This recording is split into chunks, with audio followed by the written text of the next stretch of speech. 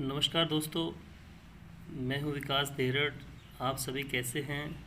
उम्मीद करता हूं कि आप सभी इस कोरोना के संकट काल में घर पे ही होंगे, स्वस्थ होंगे, सुरक्षित होंगे। यही मैं उम्मीद करता हूं। अभी हमें इस प्रकार की सुरक्षाएं और सावधानियां आने वाले कुछ दिनों तक और रखनी है। तो आज हम अपनी इस वीडियो क्लास में आगे बढ़ेंगे ग्रामर के टॉपिक्स के साथ। और हमारा प्रेजेंट में जो टॉपिक चल रहा था वो था टेंस। टेंस क्या होते हैं, टेंस कितने प्रकार के होते हैं, ये हमने जाना। उसके बाद फर्स्ट सेकंड टेंस के बारे में हम जान चुके हैं, present simple tense and present continuous tense. और अब हम बात करेंगे प्रेजेंट परफेक्ट टेंस की। प्रेजेंट परफेक्ट टेंस, जैसा कि इसके नाम से पता चलता है, प्रेजेंट में यानी वर्तमान में, परफेक्ट यानी कार्य की पूर्णता को बताने वाला जो टेंस है वो प्रेजेंट परफेक्ट टेंस होता है। इसकी हिंदी में पहचान विद्यार्थियों होती है कि हिंदी वाक्यों के अंत में चुका है, चुकी है, चुके हैं, किया है, लिया है, दिया है, गया है, आया है, लाया है।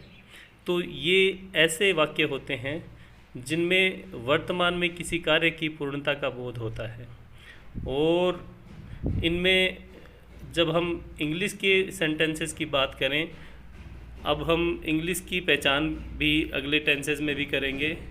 तो ये कुछ वर्ड्स ऐसे हैं जो कि जिस वाक्य में मिलते हैं वो हमें प्रेजेंट परफेक्ट टेंस के बारे में बताता है। जैसे ऑलरेडी, रिसेंटली, जस्ट, येट, सो फार, ये हमें बताते हैं कि ये टेंस जो है वो प्रेजेंट परफेक्ट टेंस है।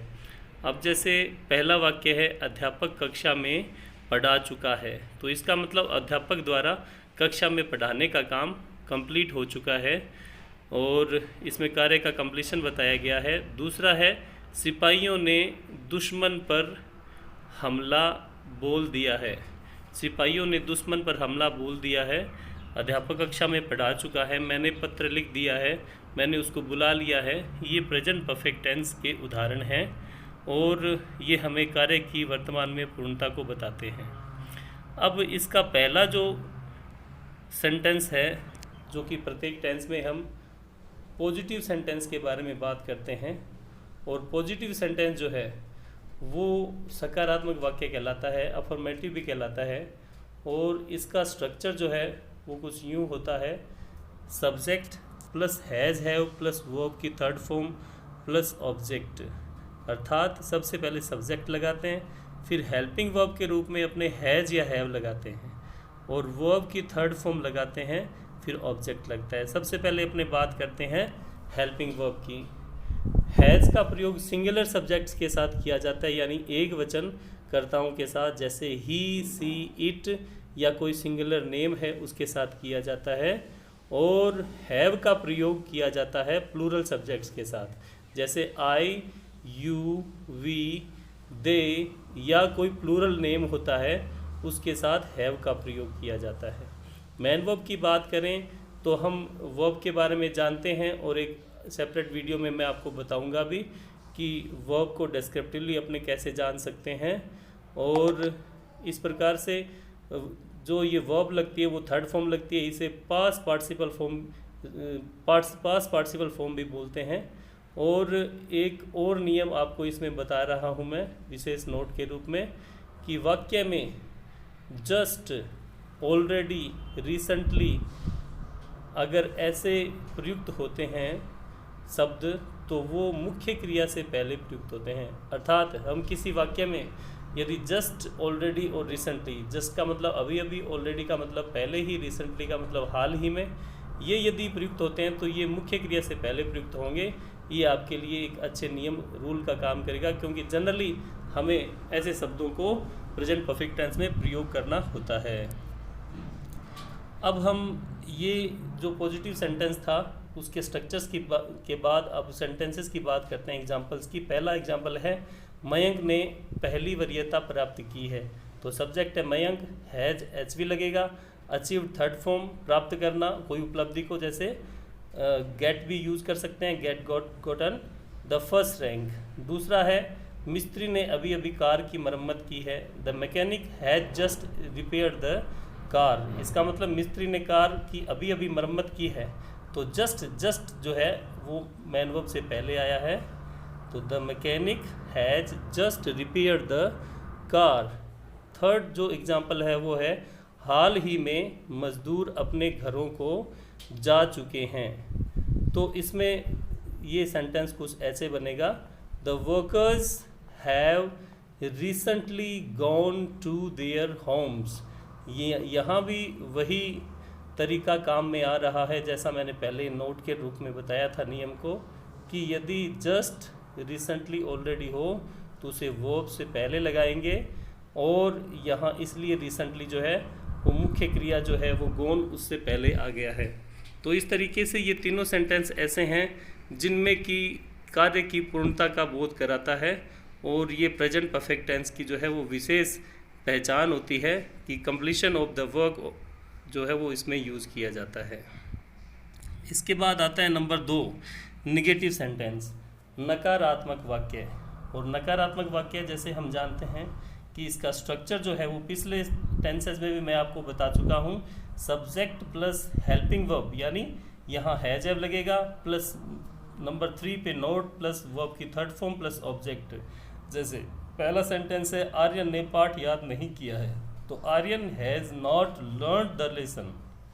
दूसरा है पुलिस ने अब तक चोर को गिरफ्तार नहीं किया है, तो इसका जो है वो हो जाएगा कि the police have not arrested the thief yet.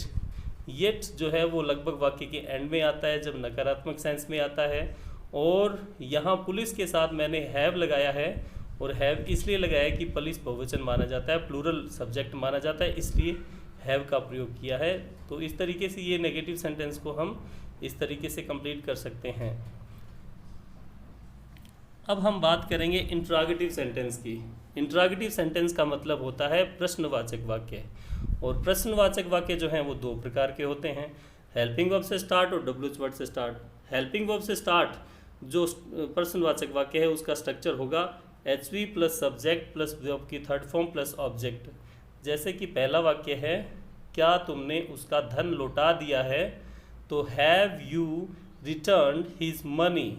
Have पहले आ जाएगा क्योंकि यू के साथ हैव आता है हेल्पिंग वर्ब के रूप में, तो have you return his money.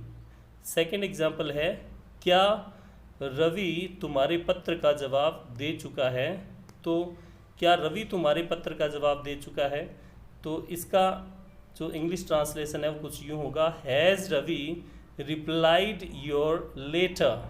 Has Ravi replied your letter. तो इस तरीके से ये इंट्रोगेटिव सेंटेंस का एचवी से स्टार्ट वाक्य है। अब अपने इसके बाद जो अंतिम प्रकार का वाक्य होता है डब्ल्यूएच वर्ड से स्टार्ट जो प्रश्नवाचक वाक्य है उसकी हम बात करेंगे।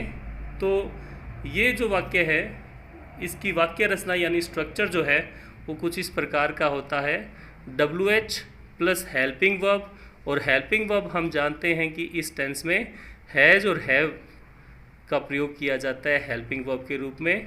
फिर अपने सब्जेक्ट लगाएंगे, फिर वर्ब की थर्ड फॉर्म, फिर उसके बाद ऑब्जेक्ट का यूज़ करेंगे।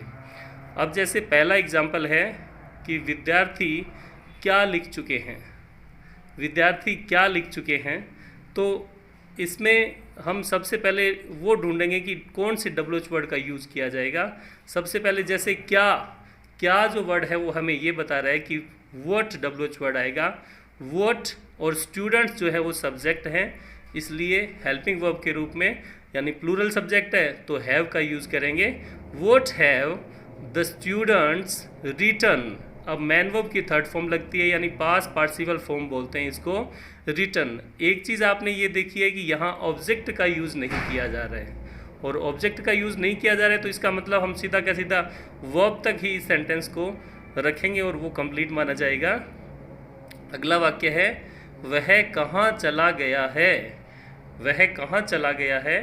तो इसके लिए हम जब इस वाक्य को पढ़ेंगे तो हमें ये पता लगता है कि जो WH वर्ड जो यहाँ यूज होना है वो रहेगा वेयर। कहाँ के लिए वेयर का यूज़ करेंगे, वेयर हैज़ ही गॉन। तो इस तरीके से ये WH वर्ड्स से स्टार्ट प्रश्नवाचक वाक्य थे और ये टेंस भी कंप्लीट होता है। उम्मीद करता हूँ कि आपने इसे भली-भांति समझा होगा। आप प्रैक्टिस करेंगे और इसमें अपनी निपुणता को प्राप्त करेंगे।